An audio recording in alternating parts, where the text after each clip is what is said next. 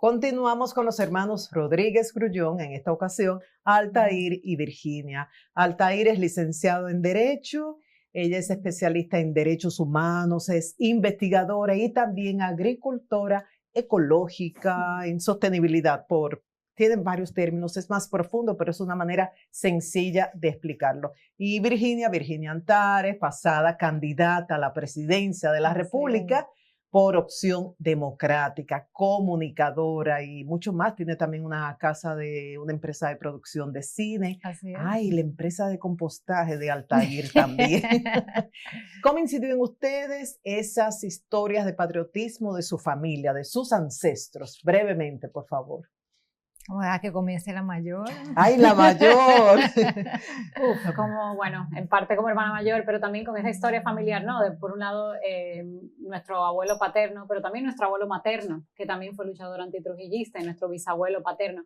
Nosotros crecimos muy conscientes del tema de la justicia social y de la lucha por la democracia. Y yo creo que a mí me marcó mucho. Desde chiquita me decían, tú vas a estudiar Derecho porque tú siempre estás defendiendo todas las causas. Yo era la que defendía a mis hermanitos cuando los demás quizás los molestaban, pero también en el curso, en las clases, siempre era como de las que levantaba la voz cuando había alguna injusticia. Eso me llevó a estudiar Derecho, y estudiando Derecho me di cuenta que, bueno, el Derecho es muy amplio y que en realidad los derechos humanos era lo que más se conectaba con ese tema de justicia. Y poco a poco, con esa búsqueda en el mundo de derechos humanos, trabajé con Magali Pineda en el CIPAF, trabajé tema de derechos de las mujeres, de las personas trabajadoras, activismo ambiental. Y en esa búsqueda como de construcción de una sociedad más justa, pues he llegado a la tierra. Pero sin lugar a dudas, como que ha sido un camino guiado yo creo que por el legado de nuestros abuelos, que nos hicieron entender la importancia de luchar por algo más grande que uno, ¿no? Y de trabajar para construir otro tipo de sociedad. Por eso es tan emotivo visitar Tierra Negra en La Vega, porque ahí uno ve ese legado familiar del amor por la tierra, el trabajo en la agricultura y además en la política. ¿Y por qué estudias comunicación? ¿Cómo llegas a la política? Bueno, nosotros todos tuvimos la experiencia de hacer un año de intercambio. ¿Dónde fueron ustedes? Yo fui a Bélgica, a Bruselas, Altair fue a Francia. Okay. Sí. Y en ese año de intercambio, pues yo agradezco mucho de poder haber vivido esa experiencia, primero porque es fabulosa y una crece mucho, pero además me permitió identificar el periodismo como una carrera que yo no había considerado cuando me gradué del colegio. Yo, de hecho, me había inscrito en Derecho de manera provisional, estaba entre Derecho y Economía, y estando en Bélgica, descubrí el periodismo como una carrera que abría posibilidades de hacer diferentes cosas y sobre todo de herramientas de investigación de diferentes temas. Y me gustaba mucho la escritura, la lectura, viajar, y regresé como convencida de que esa era mi carrera, y la verdad que me alegro mucho de haberla estudiado, una carrera hermosa.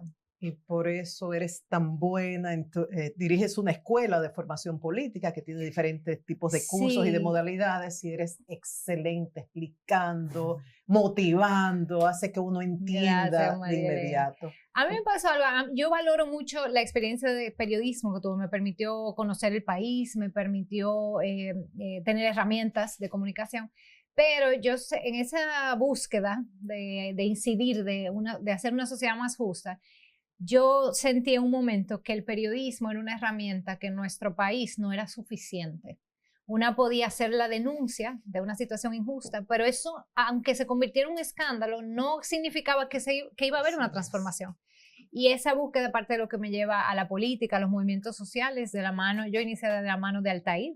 Cuando estaba en la universidad, Altair fue parte del grupo juvenil Ya Está Bueno en 2003. Con Giselle Fiallo, Carlos Sánchez. Que hicieron historia ustedes. Sí, haciendo protestas en medio de la crisis económica de 2003. Y yo iba, porque Altair iba, o sea, yo de pegada, acompañándola, ella era muy jovencita.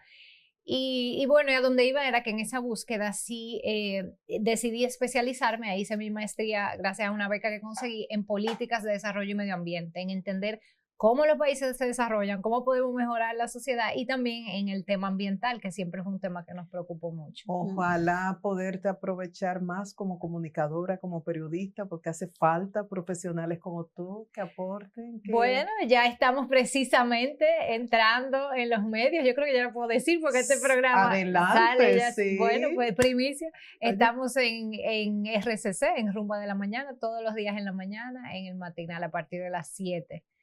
Así que ahí estaremos conversando con el pueblo dominicano. Excelente. Ella no se recuerda, pero a ella le tocó, se graduó con honores. Ella le tocó pronunciar un discurso en la Católica en representación a sus compañeros. Y en esa ocasión, bueno, llegó una persona, no tengo la autorización de ella para decirlo, llegó una persona casi llorando, emocionada. ¿Quién es esa joven que habla de esa manera? Años de eso. Wow. Háblanos de Tierra Negra. El porqué de Tierra Negra. ¿Qué es eso de agricultura regenerativa? Hemos hablado en otras ocasiones, pero para personas que no han oído esto, agricultura nutritiva, permacultura, y hay otro nombre que me falta. Agroecología. Agroforestería.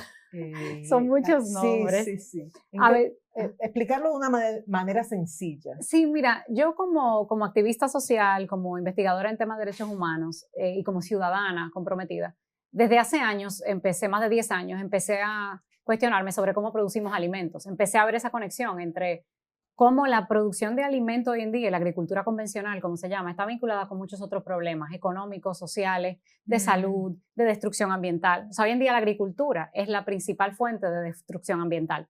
Entonces, siempre tenía esa curiosidad de, ok, ¿qué se puede hacer diferente? Porque no puede ser que los seres humanos, para poder comer, tengamos que destruir el planeta. Entonces, estudiando desarrollo, también al igual que Virginia me especialicé gracias a una beca en estudios de desarrollo, tocamos mucho el tema agrario y tocamos mucho el tema del modelo convencional y la agroecología como alternativa. O sea, agroecología, hacer una agricultura que respete y preserve la naturaleza y no la destruya. Entonces, desde que yo conocí ese concepto, yo dije, no, pero esto es. Entonces, al mismo tiempo, los profesores de economía política decían, bueno, la agroecología es muy bonita, pero no puede alimentar el mundo. Con la agroecología no se puede alimentar el mundo. Y eso a mí se me mantuvo en la cabeza. Entonces yo volví de esa maestría y nuestra familia tenía el legado, lo que quedaba del legado de Juan Rodríguez García, nuestro bisabuelo. La familia lo había preservado, nuestro padre y nuestro tío lo habían preservado, un viejo cacautal de más de 100 años que fundó Juan Rodríguez en 1907.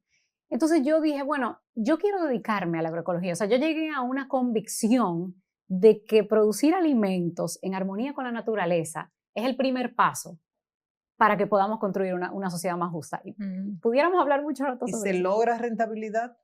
Llevamos ya 10 años en este proceso y ¿qué he descubierto? Que es verdad, la agroecología sí puede alimentar al mundo. Lo que pasa es que hoy en día no hay incentivos, no hay de plataformas tecnológicas, o sea, no hay ese engranaje tecnológico que hay para la agricultura convencional, no lo hay para la agroecología.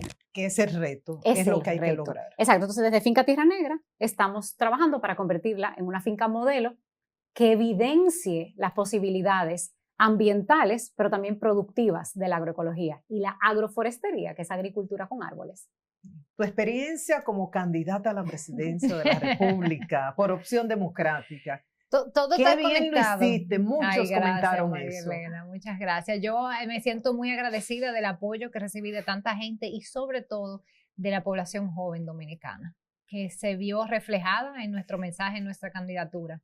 Yo iba a decir que todo se conecta porque si bien desde la política nosotros buscamos transformar la sociedad, construir una mejor sociedad, ese cambio en la relación con la naturaleza también pasa por un cambio en la relación entre nosotros e incluso con nosotros mismos. Todo eso tiene que cambiar en la sociedad en que estamos viviendo. Entonces, aunque cada uno de nosotros nos enfocamos en áreas diferentes, yo creo que el interés de fondo de construir una mejor sociedad pues es común. Y ese fue el interés que me movió también a esa candidatura, el interés en este caso de mejorar la dinámica política en la República Dominicana, el debate político y que empecemos a superar esa relación tóxica, si se quiere, con la política que tenemos como sociedad, basada en el clientelismo, en el uso de la política como una herramienta de beneficios y privilegios personales o grupales, y empezar a ver la política como lo que es o como lo que puede ser, que es una herramienta de transformación para construir una mejor sociedad para todos y todas, ese bien común, ese sentido de nación, de colectividad, que debe ser el principio que nos guía en la política. ¿Cómo va Tierra Urbana, la empresa de compostaje? Bueno, pues... Yo soy cliente de ellos. Sí, una cliente. Explícalo brevemente para la gente. Sí, muy brevemente. Pues Tierra Urbana es una iniciativa que ya lleva 4 años, que permite que hogares y empresas puedan transformar sus residuos orgánicos, todo lo que es restos de comida, cáscara de frutas, resto de comida cocinada de los platos, convertirla en abono. Eso es un trabajo que toma 3 meses, pero nuestro servicio permite que nosotros nos encarguemos de ese trabajo durante los 3 meses. Los hogares y las empresas solo tienen que acopiar con el sistema Bokashi, que es el que nosotros tenemos, que les facilita el guardar todo por separado, el acumular y fermentar. Entonces nosotros nos encargamos de esa transformación y cada vez que nos llevamos los residuos, una vez al mes, devolvemos el abono producido. Eso hay que vivirlo, eso no se puede explicar. Sí. La felicidad de cuando uno va llenando esa cubeta y luego la deja en el lobby y te dejan otra cubeta vacía y luego te traen tierra de calidad. Vívanlo, uno siente una energía única de verdad. Yo tengo ya varios meses y no voy a dejar ese servicio jamás. Ay, qué bien. Una de tus tesis fue publicada por la Academia de Ciencias y creo que tiene una vigencia increíble sobre la minería. ¿Puedes recordarlo brevemente, por favor? Sí, mi tesis de maestría en Inglaterra sobre los impactos ambientales y sociales del proyecto minero de Pueblo Viejo en Cotuí, operado por la megaminera Barrick Gold.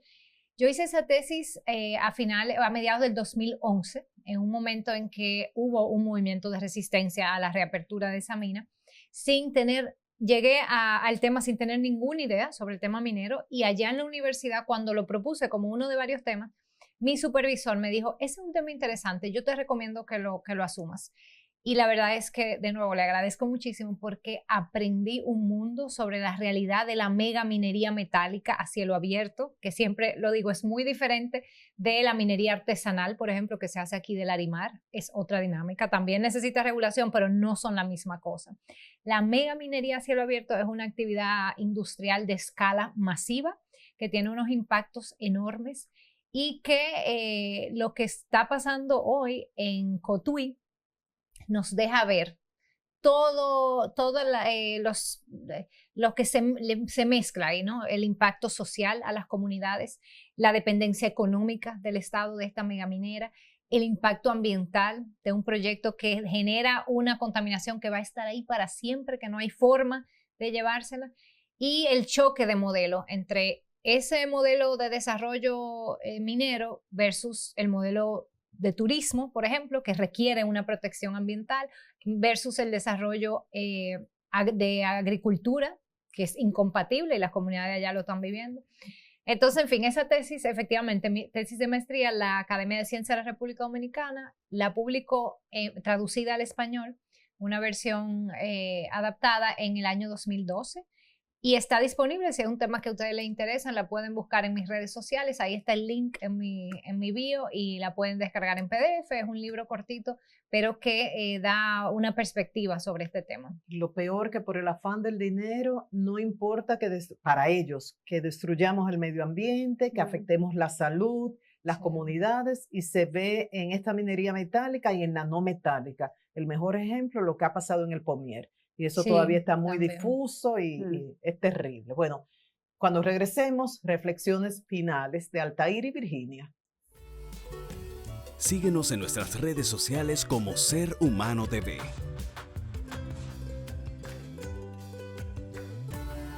Ya regresamos.